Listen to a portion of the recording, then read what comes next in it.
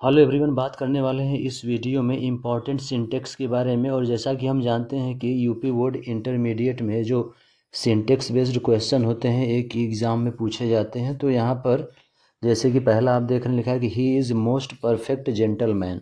लिखा he is most perfect gentleman.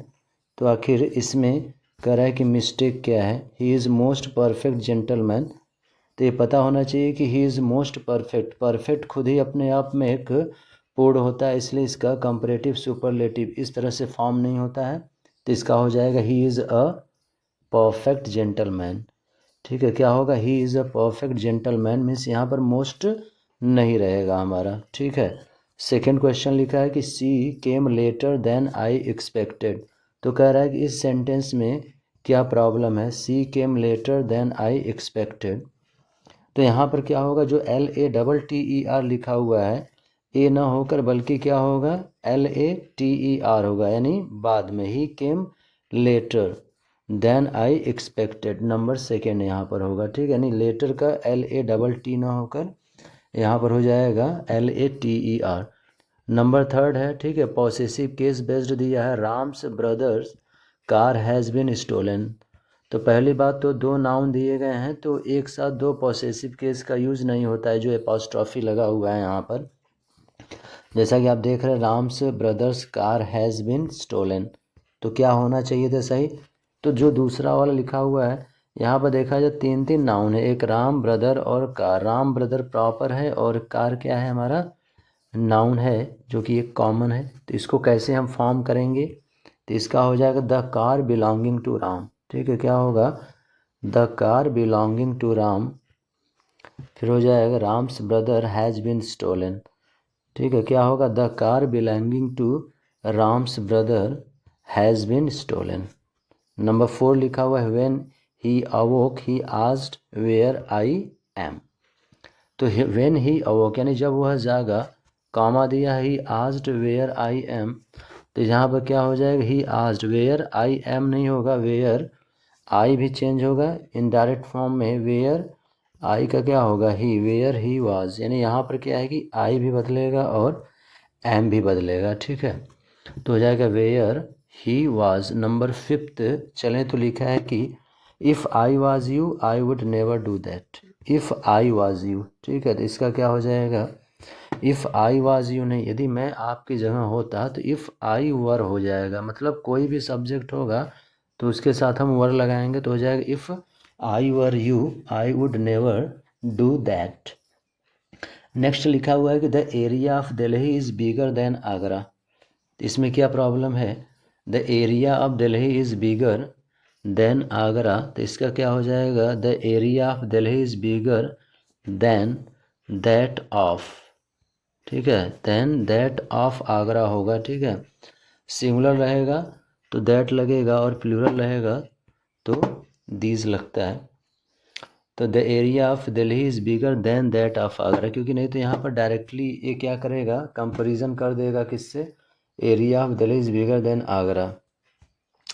Number seven, mister PK Roy is a MP। बड़ा आसान है, आर्टिकल का सवाल दिया हुआ है, mister PK Roy is a MP, तो इसका क्या हो जाएगा, MP। तो यहाँ पर अ लगा है जबकि क्या होगा, यहाँ पर एन होगा, तो mister PK Roy is an MP हो जाएगा यहाँ पर। ठीक है, उसके बाद नेक्स्ट चलें तो अगला यहाँ पर लिखा हुआ है नंबर 8, कह रहा है कि why are you afraid from me. देख रहे हैं सवाल नंबर 8 लिखा है why are you afraid from me. तो इसका क्या हो जाएगा, why are you afraid from ना होकर एफ्रेड के साथ ऑफ लगता है OF, तो हो जाएगा why are you afraid of me. फिर नंबर 9 लिखा है कि I prefer a pen than a pencil. तो इसका क्या हो जाएगा, I prefer a pen than pencil. तो प्रीफर के साथ टू लगता है, I prefer a pen to a pencil. To का मतलब वही है कि तुलना में, तो यहाँ पर हो जाएगा I prefer a pen to a pencil, then यहाँ पर रॉन्ग है। नंबर 10 लिखा हुआ है कि mathematics are not an easy subject.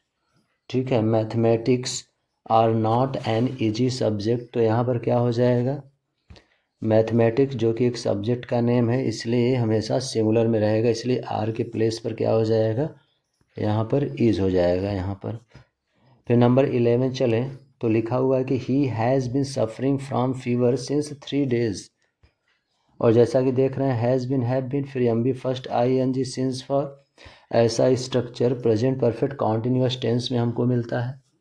तो क्या हो जाएगा यहाँ पर, he has been suffering from fever, since दिया हुआ है जबकि क्या होना चाहिए, इंडेफिनिट टाइम है तो फिर फॉर का यूज़ होगा।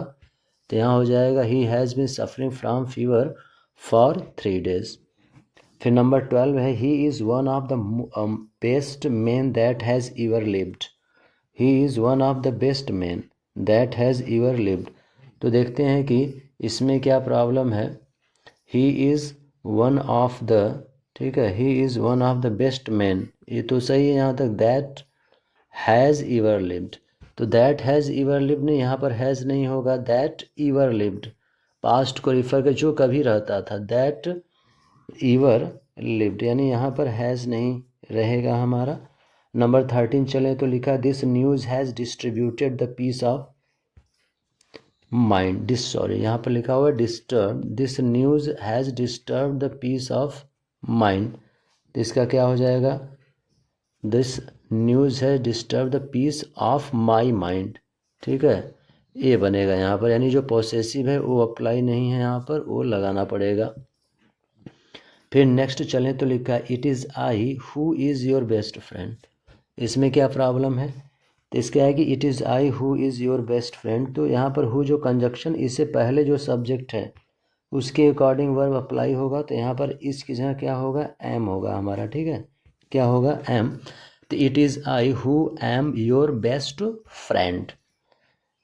फिर नंबर 15 लिखा हुआ being a cold night I stayed in my house. तो यहाँ का सब्जेक्ट दिया हुआ है नॉमिनेटिव एब्सोल्यूट, जब हम सिंथेसिस में जाएंगे तो नॉमिनेटिव एब्सोल्यूट उसमें आता है और विदाउट सब्जेक्ट वो नहीं रहता है। तो यहाँ पर कोल्ड नाइट यानी टाइम की बात किया है, तो बिंग के पहले हमारा क्या हो जाएगा, it being a cold night I stayed in my house, यानी करें जाड़े की रात होने पर I stayed in my house, मैं अपने घर में ही रहा, ठीक है। तो इस वीडियो में मैंने आपको ये 15 जो कि सिंटेक्स बेस्ड क्वेश्चंस थे, मिक्सअप यहाँ पर था, वो डिस्कस किया। आई होप कि ये वीडियो आपको पसंद आया होगा। तो जो लोग भी चैनल पर नए हैं चैनल को सब्सक्राइब करना ना भूलें। So thank you for watching this video.